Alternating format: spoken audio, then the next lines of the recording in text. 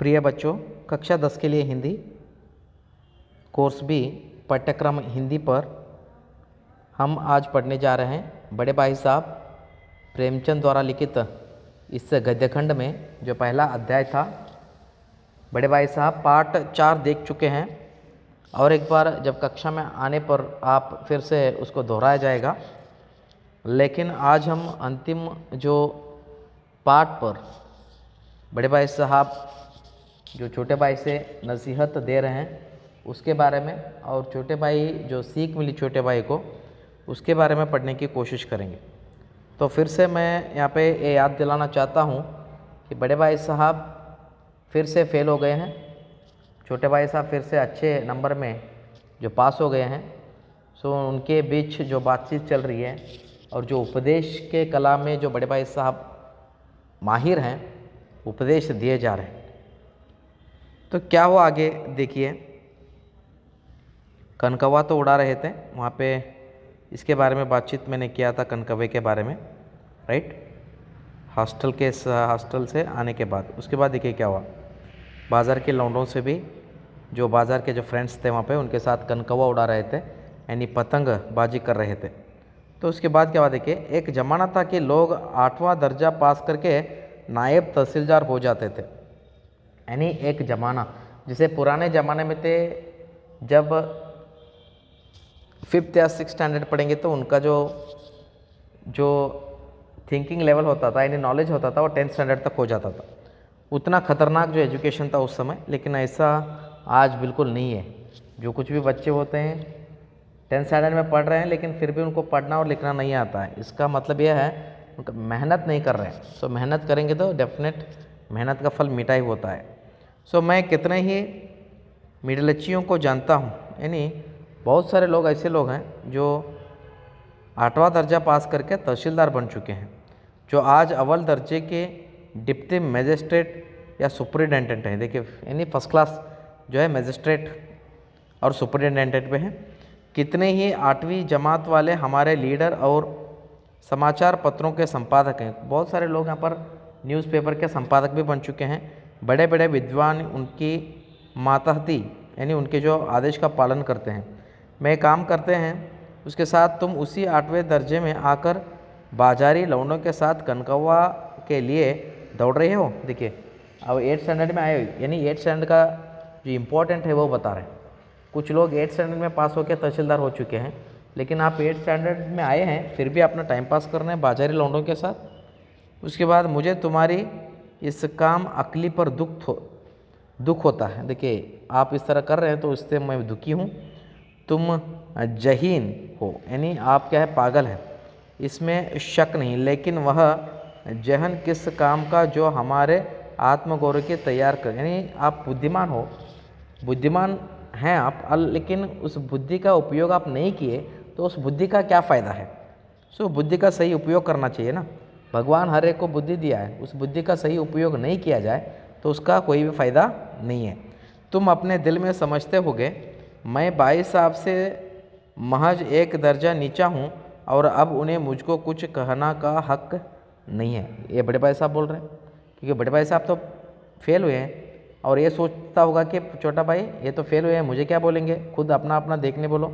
लेकिन यह तुम्हारी गलती है। मैं तुमसे 5 साल बड़ा हूँ और चाहे आज तुम मेरी ही जमात में आ जाओ और परीक्षकों का यही हाल है तो निस्संदेह अगले साल तुम मेरे समकक्ष हो जाओगे, यानी फिर से मैं फेल हो जाऊंगा। तो दोनों बराबर के हो जाएंगे, एक ही कक्षा में आ जाएंगे, क्योंकि ये जो पेपर इवैल्यूएट करते हैं इनका अकल ही ऐसा है। और शायद 1 साल बाद मुझसे आगे भी निकलो। देखिए, अगर 1 साल और भी हो गया तो मुझसे भी पास होकर आगे जाएंगे, फिर से मैं फेल हो जाऊंगा। यानी जो सजेशन दे, नसीहत दे रहे हैं, फजीहत। सो लेकिन मुझसे और तुम्हें जो 5 साल का अंतर है, यानी जो एज का डिफरेंस है उतना ही रहेगा। आप पास हो जाओ, धीरे धीरे आगे बढ़ते जाओ, मैं वहीं पर रहूँगा। लेकिन जो एज का डिफरेंस है, जो एक्सपीरियंस है, जो नॉलेज है, यानी जो अनुभव है, वो अनुभव वही रहेगा।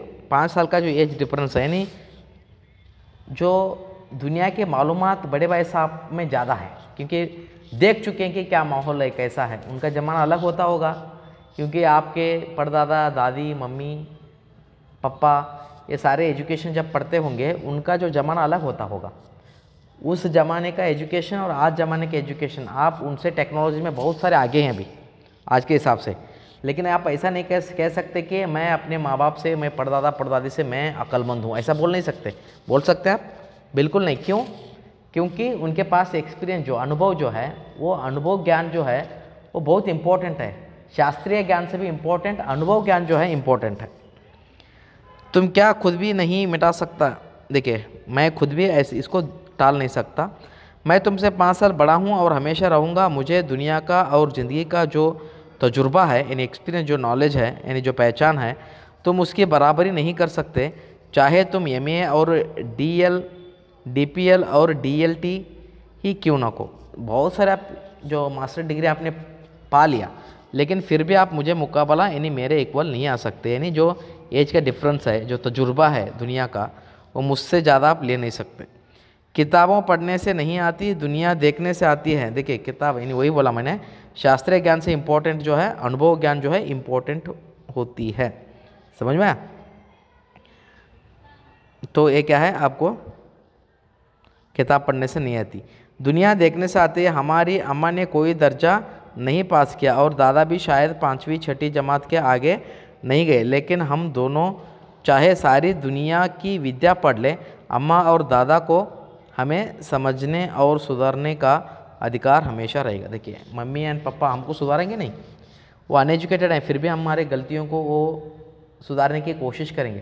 क्या आपसे उनसे ही आप वादा करेंगे जाके, मुझे क्या बोलते हो आप एजुकेशन अनएजुकेटेड हो, ऐसा बोल सकते हैं? बिल्कुल नहीं। तो केवल इसलिए नहीं कि वे हमारे जन्मदाता हैं, बल्कि इसलिए हैं कि उन्हें दुनिया का हमसे ज़्यादा तजुर्बा है और रहेगा।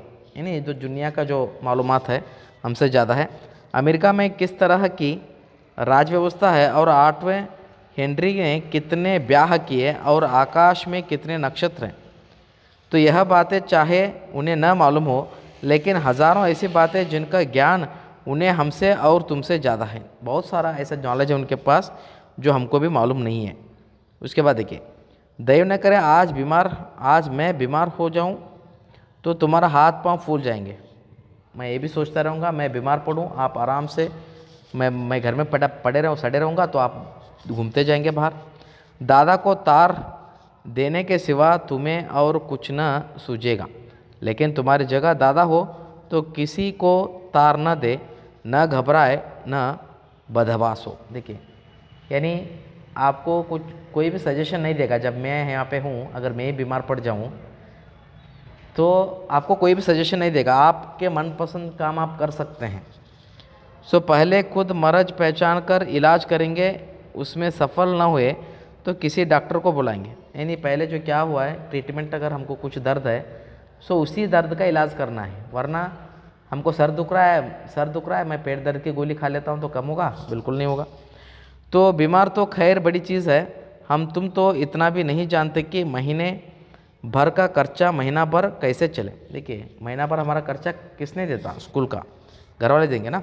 जो कुछ दादा बेचते हैं उसे हम 20-22 तक खर्च कर डालते हैं और फिर पैसे को मोहताज हो जाते हैं। यानी दादाजी जो बेचते हैं, पैसे घर से बेचते हैं गांव से, वही उनसे ही इनका एजुकेशन चल रहा है।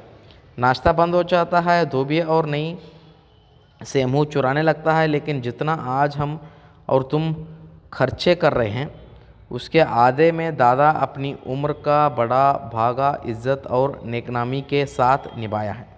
जितना हम खर्चा करें, आज एजुकेशन सिस्टम देखिए, 40,000, 30,000, 20,000 एक साल के लिए चाहिए। उस समय 1 रुपया 2 रुपये में एजुकेशन कंप्लीट करके आते थे लोग। कुटुंब का पालन किया, जिसमें सब मिलाकर 9 आदमी थे, यानी 9 लोग थे उनके घर में।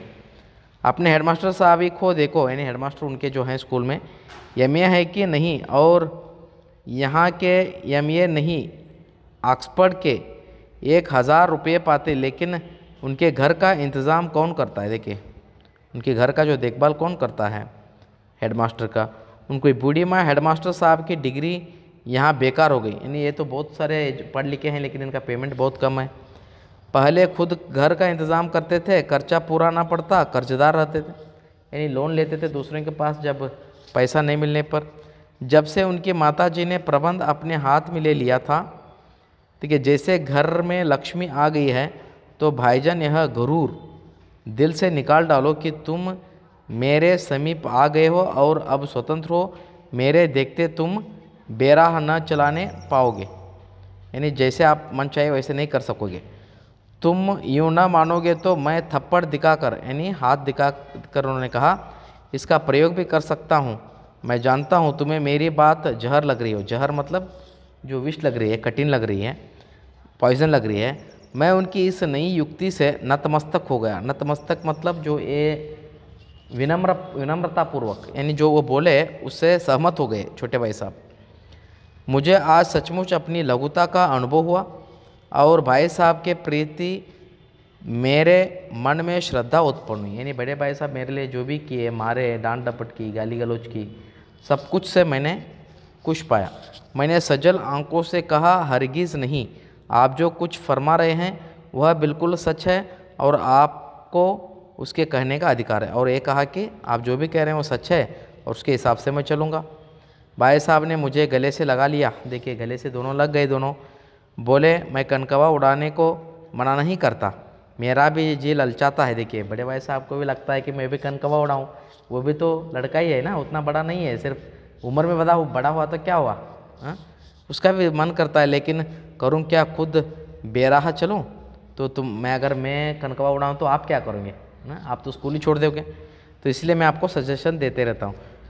तो तुम्हारी रक्षा कैसे करूं, यह कर्तव्य भी तो मेरा है। देखिए मेरे सिर पर है। संयोग से उसी वक्त एक कटा हुआ कनकवा हमारे ऊपर से गुजरा। उसकी डोर लटक रही थी। लड़कों का एक गोल पीछे पीछे दौड़ रहा चला आता था। भाई साहब लंबे हैं, उछलकर उसकी डोर पकड़ा, यानी जो उसका टेल था वहाँ पे, यानी उसकी जो टेल को पकड़कर उनको दिया और बेहताश हॉस्टल की तरफ दौड़े। मैं पीछे पीछे दौड़ रहा था। यानी बड़े भाई साहब जो राह दिखाएंगे उसके पीछे छोटे भाई चलेगा। समझ में आया? और एक बार इसको देखेंगे, कोई भी डरने की ज़रूरत नहीं है, क्योंकि ये जो पाठ के हिसाब से पढ़ाया गया है, इसको और एक बार हम कक्षा में पढ़ लेंगे। Thank you so much for attending this session. Have a nice day.